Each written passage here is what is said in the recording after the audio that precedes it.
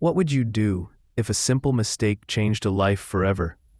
In this shocking court case, one man's moment of panic led to tragedy, and the courtroom reaction will leave you speechless.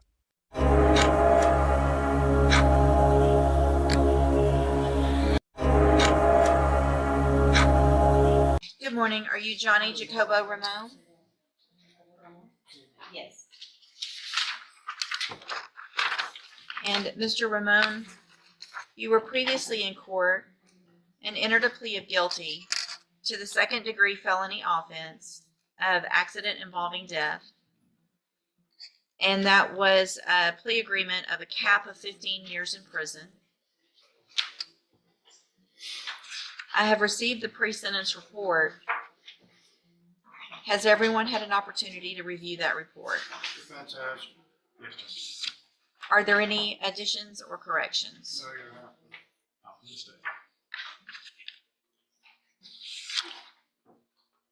Mr. Burbank, you may proceed.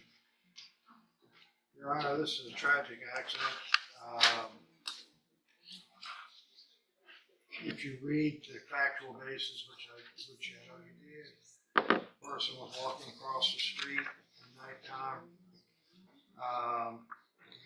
and cars swerved, and my client actually hit him.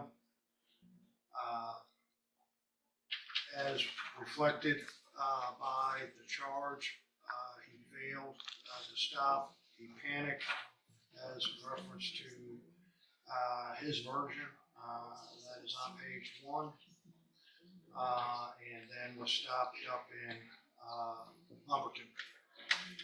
He's been employed.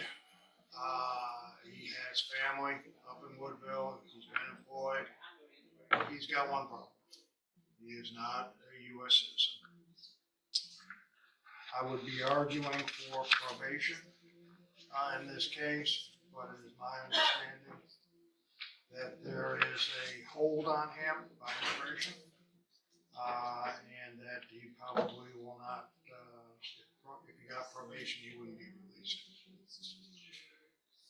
He has 2 prior DWIs from Tyler County that were taken care of. At the same time, what you receive, basically time served, 90 days jail. The intoxication charge that I believe is from Hardin County was when he was arrested, and that's been dismissed or rejected by the, and probably because we're down here. Your Honor, I asked for there's a death involved, and I would love to have the minimum in reference to penitentiary time, but I'm asking for mid. I think that 15 is probably too harsh, and that's my opinion, especially in light of the facts and circumstances of this, in which the person was walking across the street at the time and being blocked by other vehicles, and other vehicles had to get out of the way, but he was definitely wrong in not stopping, and he was intoxicated.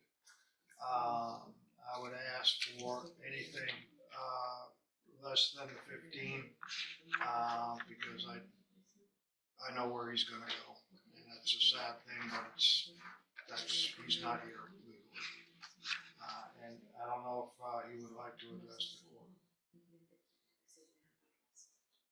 Sí. Yes, go ahead. Quiero decir que lo siento, que si lo hubiese visto, yo me hubiese detenido antes para poder auxiliarlo, pero pues. Hold on. Judge, I'm so sorry. Had I seen him, I would have stopped and helped and rendered aid. Pero pues había un carro con. Hold on. So are you telling me that you didn't know you hit someone? No, sí. I didn't know. Okay. Pero pues había un carro enfrente y yo no lo pude ver antes. There was a vehicle in front and I wasn't able to see him in time. Okay. Pero pues quiero decir que lo siento. I want to say that I'm sorry. Si pudiera volver el tiempo lo haría, pero. But if I could go back in time, I would go back in Soy time. el culpable. And I know I'm guilty. Okay. Thank you. I just have one question up here. What were you doing for work? Estaba en el roof I was a roofer. And how long have you been in the country? 14, 15 años. 14, 15 years. And have you always had a job? Sí. Yes. And you do have a family? Yes. Thank you. Mr. Smith? Judge, we would argue for the max sentence in this case on the plea agreement based on the fact that when he struck him, he knew that he struck him. That was evidenced by the phone calls. The next day, he knew he hit a person. When he was stopped in Koontz, which is a long way from the accident scene, he told the police when they noticed the damage on his vehicle that he had struck a deer. They, either through dealing with him before or suspecting that he was lying and knew he was intoxicated, went all the way back to the county line looking for a deer that had just been struck. And only because they were diligent in doing so did we even know that he had committed this particular crime. He knew he committed the crime. He lied about it. He has an issue with alcohol. He's here in the country illegally. I would direct your attention to the jail report in this case and how he's acting, showing disrespect for staff as well as masturbating in open bunk. We ask for a 15-year sentence in this case.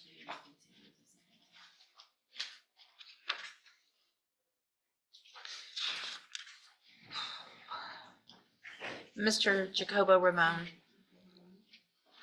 obviously the facts of the case are terrible. The fact that you didn't stop, the fact that you were intoxicated, and in addition, and I'm not even sure that when you were in our jail for some amount of time, there was a requirement that I release you because of the amount of time that had gone from the time of the offense while you were sitting in custody. I did that, and then you didn't show up. You are here illegally and have now killed someone. I'm going to find that you entered your plea of guilty freely and voluntarily. Find sufficient evidence to find you guilty. And at this time, find you guilty of accident involving death. Sentence you to 15 years in the institutional division of the Texas Department of Corrections. You will receive credit on that sentence for any time that you've been in custody that the law gives you the right to receive. I'm handing you the trial court certification that shows this was an agreement that I followed, and so you've waived your right to appeal. I have also handed you a written admonishment regarding your ineligibility to possess a firearm or ammunition. It is in Spanish. I advise you to read that. If you are ever back in Texas legally, you will not be able to possess a firearm or ammunition. That could lead to more charges against you. All right. Thank you. You can go back with the bailiff. Thank you, Mr. Burbank. Thank you, Ms. Burge.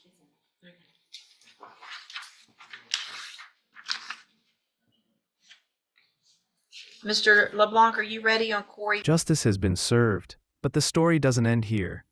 If you want to see more unbelievable courtroom moments like this, hit that subscribe button now and turn on notifications. You don't want to miss what comes next.